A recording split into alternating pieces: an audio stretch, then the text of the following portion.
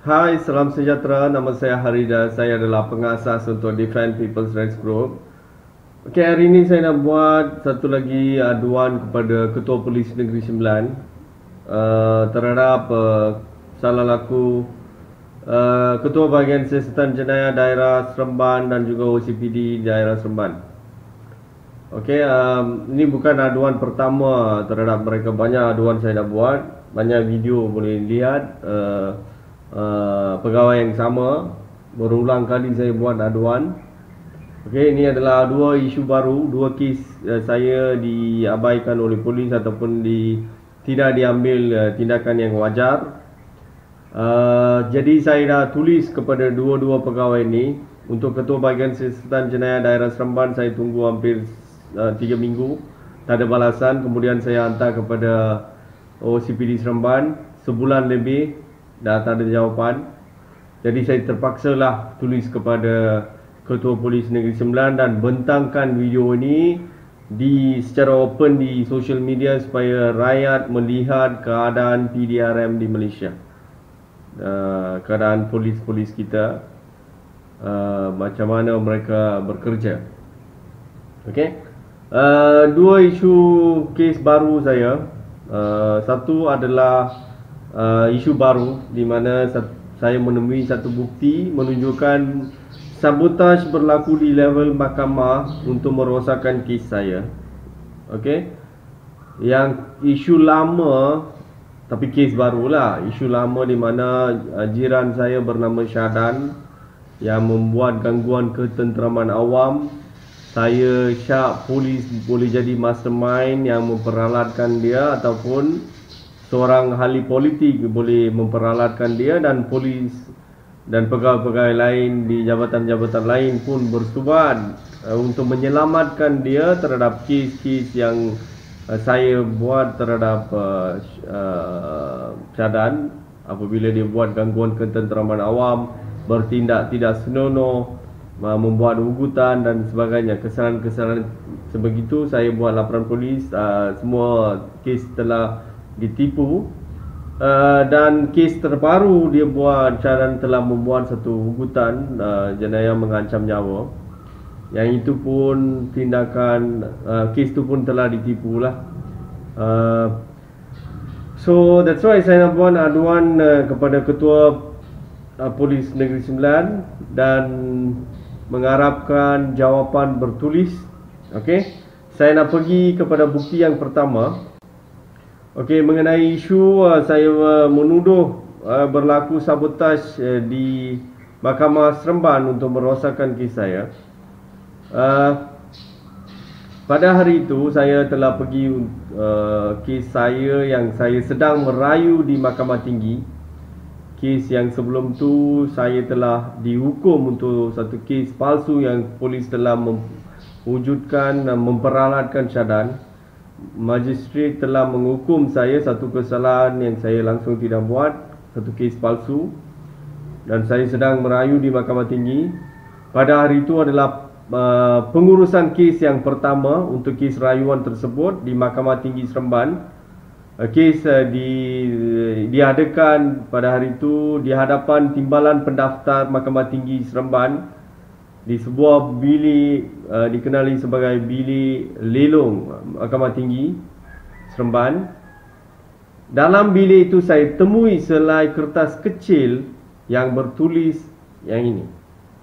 Okey, kertas kecil yang sebenar bukti itu saya telah serahkan kepada polis. Ini adalah gambar foto yang saya ambil kertas kecil itu, di mana ditulis dalam kertas itu, Puan, ada seorang lelaki di belakang kan. Dia adalah Haridas yang sangat famous, suka saman semua orang.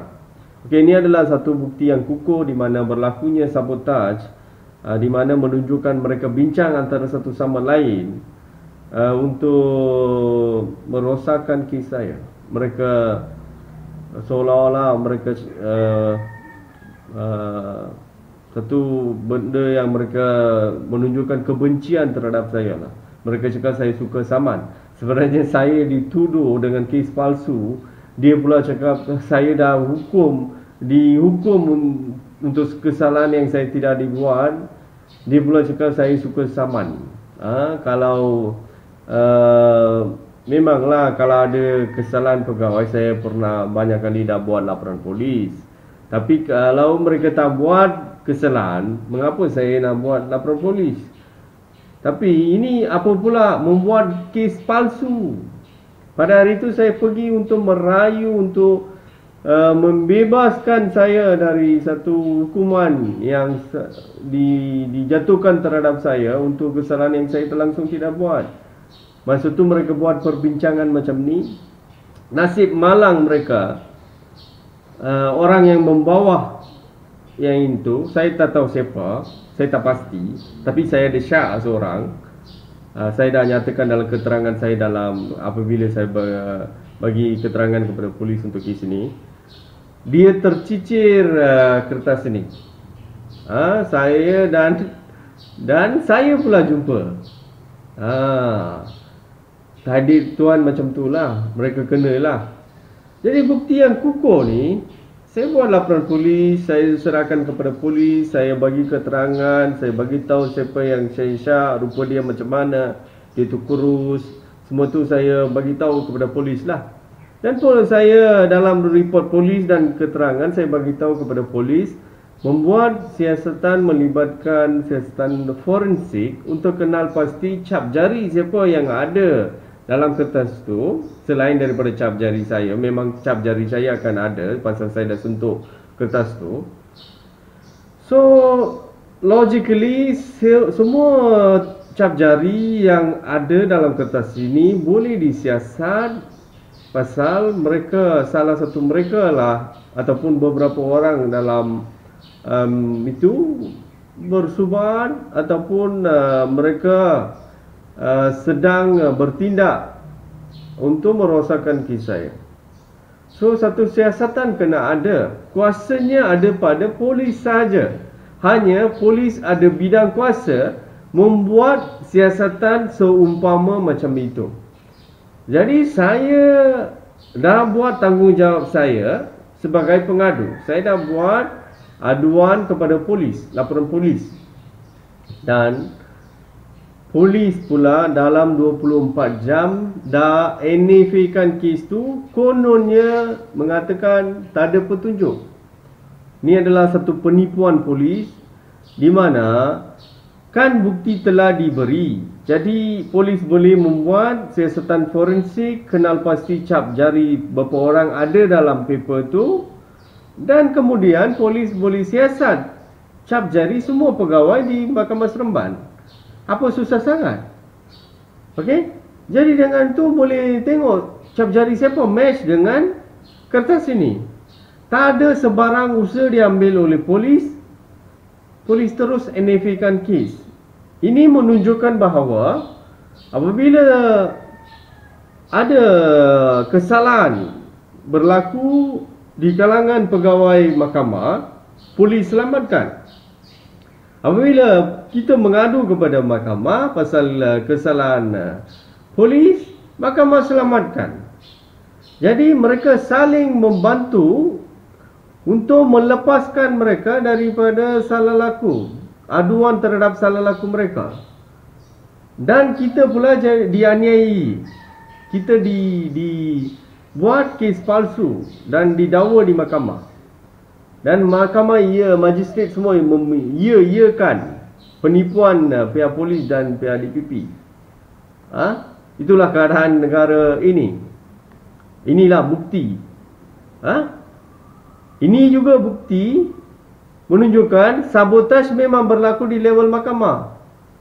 Ini juga bukti polis selamatkan kesalahan-kesalahan pegawai. Jadi saya tulis kepada ketua polis, ketua bahagian siasatan jenayah daerah Seremban dan OCPD Seremban untuk memohon membuka balik IP ini, kertas siasatan ini, meneruskan kes dengan membuat siasatan yang wajar. Mereka mendiam diri.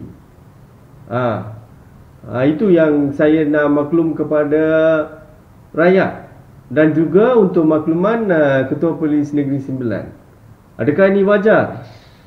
Bila bukti diserahkan kepada polis, diabaikan, kes tutupkan, NFA-kan, dan apabila aduan dihantar kepada pegawai lebih atas, mereka berdiam diri. Adakah ini wajar?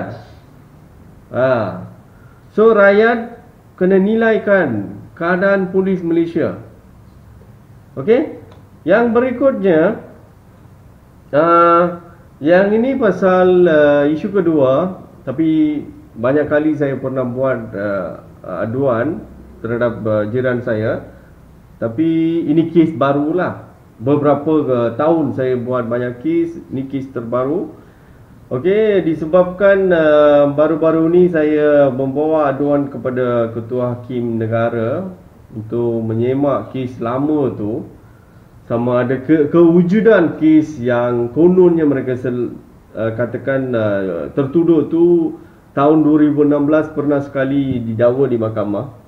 Yang itu saya syak tentang kewujudan kes tu, pasal banyak benda mencurigakan. Jadi saya membawa aduan tu kepada Ketua Hakim Negara. Jadi masa tu Syadan mengugut saya. Dia mengugut kalau saya teruskan aduan, dia akan bunuh saya. Benda tu saya dah rakam. Bukti audio sudah ada. Okey, dalam pembentangan video ni saya tak mainkan bukti tu. Nanti boleh rujuk. Siapa-siapa berminat boleh rujuk video saya sebelum ni kepada Pengarah Pendawan Negeri Sembilan.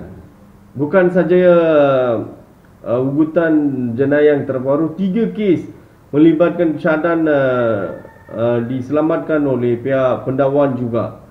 Okey, yang itu saya tanya soalan kepada Pengarah Pendawan Negeri Sembilan, tak ada jawapan lagi. Okey, siapa-siapa berminat untuk dengar apakah audio tu, apakah bukti tu, boleh lihat. Memang saya dah letakkan bukti.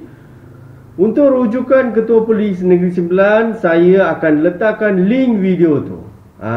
Ketua Polis Negeri Sembilan boleh rujuk sana bukti tu.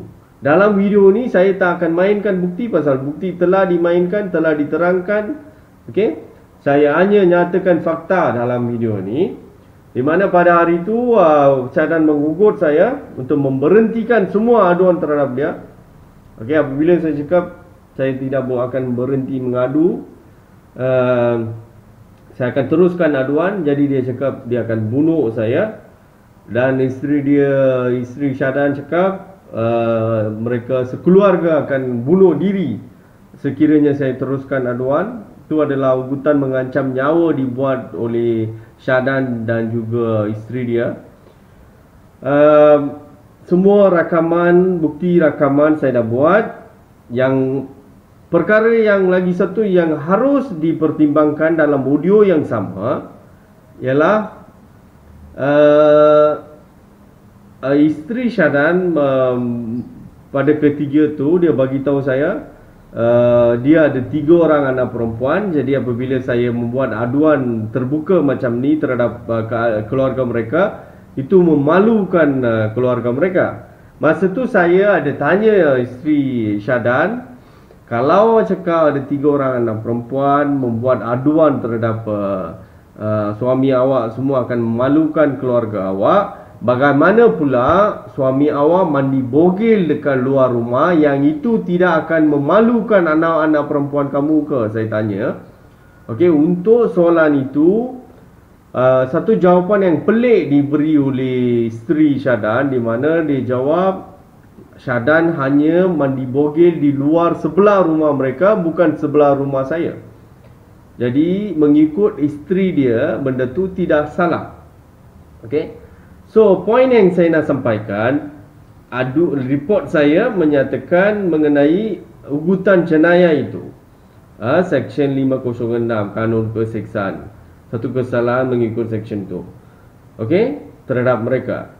Tapi bukti fakta sokongan di mana dua-dua ni, suami dengan Syadan ni tak betul. Mereka bertindak tidak senonoh yang Syadan dia, dan disokong oleh isteri dia. Jadi dengan itu seharusnya polis faham dua orang ni tak betul. Jadi polis straight away kena pergi kepada ambil tindakan dengan tindakan yang tegas, berpandukan undang-undang. Sepatutnya polis kena bertindak macam tu. Tapi dalam hal ni, polis memberi layanan istimewa kepada mereka seperti biasa. Okey, di mana polis membuat siasatan tanpa tangkapan. Mereka tidak ditangkap, tidak diminta reman, tidak masuk lock up. Okey, polis bantu mereka. Dan alasan IO adalah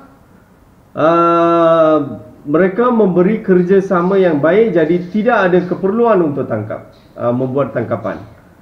Bagi saya, bukan kali pertama polis selamatkan dia. Banyak kes dia pun yang saya buat atas syahadan tu diabaikan oleh polis. Yang paling teruk, polis membuat kes palsu memperalatkan syahadan, membuat kes palsu terhadap saya. Ini semua jelas. Saya memang pastilah 100% pasti polis ni dia buat bersuat ataupun dialah mastermind. Polis boleh jadi mastermind yang memperalatkan syahadan, ataupun satu politician boleh memperalatkan syahadan dan polis bersuat. Bukan saja polis, DPP sampai mahkamah, pegawai-pegawai mahkamah pun ada tanda-tanda yang agak kukuh, mereka pun boleh jadi bersuat. Okey, tapi dari level polis dengan DPP, saya tidak ada keraguan. Memang banyak bukti yang kukuh telah terjadi, termasuk isu yang terbaru, di mana mengapa layanan istimewa diberi, kesalahan dan bukti telah diberikan kepada polis, kepada IO kes. Dan fakta kes juga menunjukkan syahadan bertindak tidak senonoh, yang itu juga validkan semua report saya terhadap syahadan sebelum itu, mengatakan syahadan bertindak tidak senonoh di tempat tinggal kami. Okey, semua tu valid. Okey, pasal perakuan dibuat oleh isteri syahadan itu sendiri. Bukti yang terbaru ni membuktikan kesemuanya. Okey, soalannya, mengapa polis memberi layanan istimewa? Okey, dan DPP pula, kes tu telah bawa ke mahkamah untuk minta wan keamanan. Kemudian di mana kesalahan ugutan jenayah diabaikan, fakta yang menunjukkan syahadan bertindak tidak senonoh diabaikan, dan minta wan keamanan. Mengapa? Itu memang ada polis mengatakan keputusan pihak pendakwaan. Saya dah tulis kepada pengarah dia diam diri. Dia belum jawab. Tapi bahagian ini polis kena jawab. Bukan polis tak boleh cakap, kami dah serahkan IP kepada DPP. Kalau DPP putuskan untuk meminta bond keamanan, awak minta kepada dia, saya faham, saya setuju. Tapi soalan saya kepada polis adalah, masih polis pun ada memberi layanan istimewa kepada syahadan dan isteri dia, di mana tak buat tangkapan. Jadi polis dan DPP sudah ada planning lah. Okey, awak jangan tangkap mereka. Awak kalau Haridas tanya, bagi tahu dia itu hak kami, dia bagi kerjasama, kami tak perlu tangkap. Saya pula minta bond keamanan, kita tutupkan kes. Jadi penipuan lah, masih penipuan. Tanya penjelasan, tak ada jawapan. Walaupun dia katakan dia bagi kerjasama lah, memang semua akan bagi kerjasama. Kalau polis minta nasihat saya, adakah saya lawan? Saya pun bagi kerjasama juga, tapi polis tangkap. Berapa kali polis dah gari saya untuk kes palsu. Polis sendiri tahu dia buat kes palsu, kes yang tidak berasas, tapi saya digari. Yang ini pula saya dah letakkan bukti ugutan jenayah mengancam nyawa telah dibuat. Dan isteri dia membuat perakuan syahadan mandi bogel di luar rumah. Jadi mengapa polis dan DPP harus memberi layanan ini istimewa kepada mereka? Satu kesalahan boleh tangkap, tapi tidak tangkap. Saya nak jawapan yang jelas, penjelasan. Saya minta penjelasan daripada OCPD, tak dapat. Saya suruh mohon untuk buka balik IP untuk kes yang sabotaj mahkamah tu, laporan polis yang saya buat tu, yang telah NFA kan tu, tak ada jawapan. Ini semua saya nak kali ini Ketua Polis Negeri Sembilan menjawab. Saya akan buat secara bertulis juga Tolong balas dalam 2 minggu dari tarikh surat itu. Okey, itu adalah permohonan saya dalam video ni. Okey, lagi satu perkara. Biasanya apabila saya banyak kali buat aduan kepada Ketua Polis Negeri Sembilan, sudah jadi satu lagi masalah di mana polis bawa seorang akan buat laporan polis terhadap saya. Seolah-olah macam saya dah menghina polis lah. Okey? So saya pula disesat. Apabila saya buat aduan terhadap polis, salah aku dia, tak ada siasatan. Tapi saya pula disesat. Benda ini berhentikanlah polis. Mesej saya kepada polis bawaan. Apabila saya buat aduan kepada ketua awak semua diam. Biar ketua awak jawab. Semua polis di bawah sana harus faham, seorang awam tidak akan membuat fitnah terhadap polis secara terbuka macam tu. Saya buat video secara open kan. Video saya upload dalam social media. Kalau polis tak buat kesalahan itu, saya tidak akan nyatakan. Awak pergi tanya kepada OCPD awak, adakah dia ada balas surat saya? Kalau dia dah balas, dia dah ambil tindakan wajar, saya tidak ada keperluan untuk mengadu kepada Ketua Polis Negeri Sembilan. Kalau Ketua Polis Negeri Sembilan tidak menjawab, saya akan membawa aduan ke lebih atas. Itu adalah hak saya. Jadi cukuplah salah ke polis dan salah gunaan kuasa orang.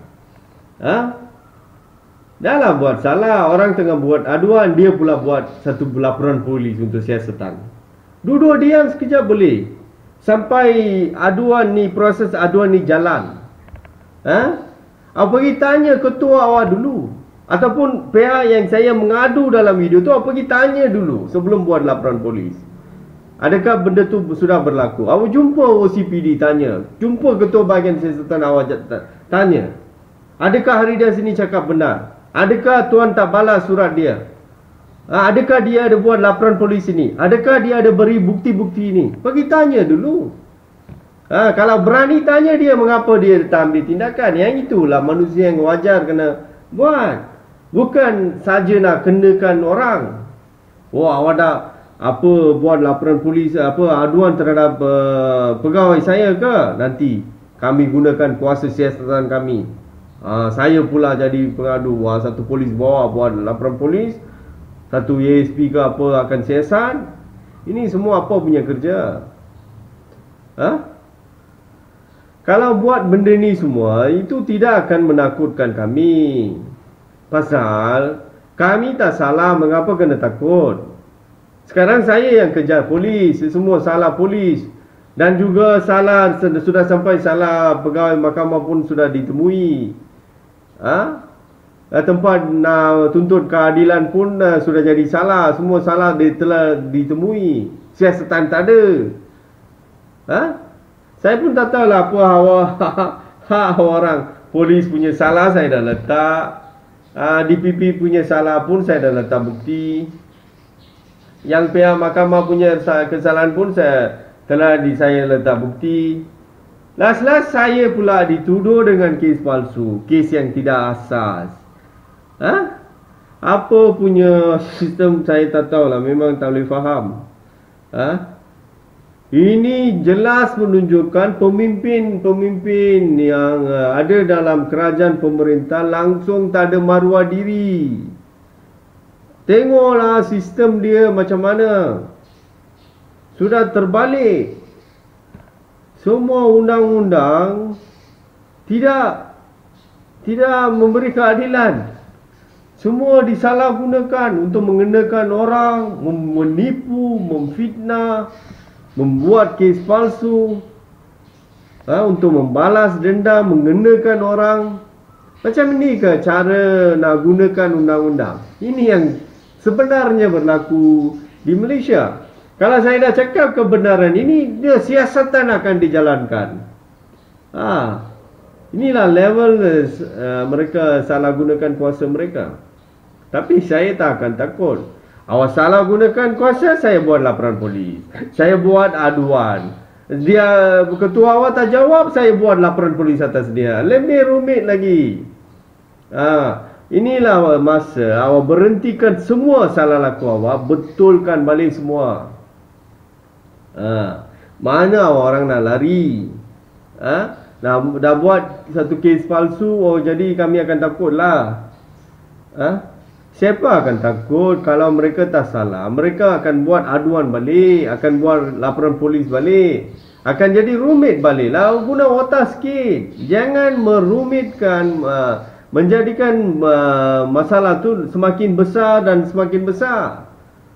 Tak ada orang takut pada kamu, polis ke siapa pihak berkuasa pun. Tak ada rakyat akan takut.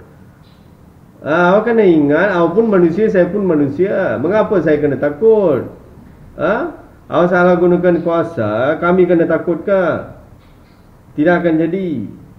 Akan lawan balik. Ini hanya orang boleh survive, boleh maintain macam ni, sehinggalah ada pemimpin yang jahat di atas. Sekali bayangkan, mereka semua dibuang masa pilihan raya, habis cerita. Masa tu semua laporan polis kami sekarang akan jalan, kes tu akan jalan. Masa tu akan nangislah pegawai-pegawai yang sedang salah gunakan kuasa. That's why saya banyak kali dah nasihat polis, jangan salah gunakan kuasa. Itu akan nanti awak yang akan jadi susah. Itulah mesej saya kepada polis. Mesej saya kepada rakyat, tukar kerajaan. Kerajaan ini negara ini harus dibina balik. Negara ini sudah rosak. Tak boleh pakai sistem yang sedia ada ni. Sistem hipokrit, sistem drama. Dia punya drama, dia pura-pura macam orang yang baik itu boleh lah, tapi semuanya jahat. Sistem ni tak boleh pakai. Kena pemimpin semua kena tukar, yang daripada kerajaan pemerintah, kerajaan Barisan Nasional, Perikatan Nasional ke, Barisan Nasional ke, semua sama je. Mahathir ke, semua sama je. Kita perlukan satu kerajaan yang baru. Itulah mesej saya kepada rakyat. Next election, pastikan kuburkan kerajaan Barisan Nasional supaya kita boleh membina balik negara kita. Itu adalah mesej saya kepada rakyat. Untuk Ketua Polis Negeri Sembilan, saya akan tulis surat bertulis mengenai aduan ni.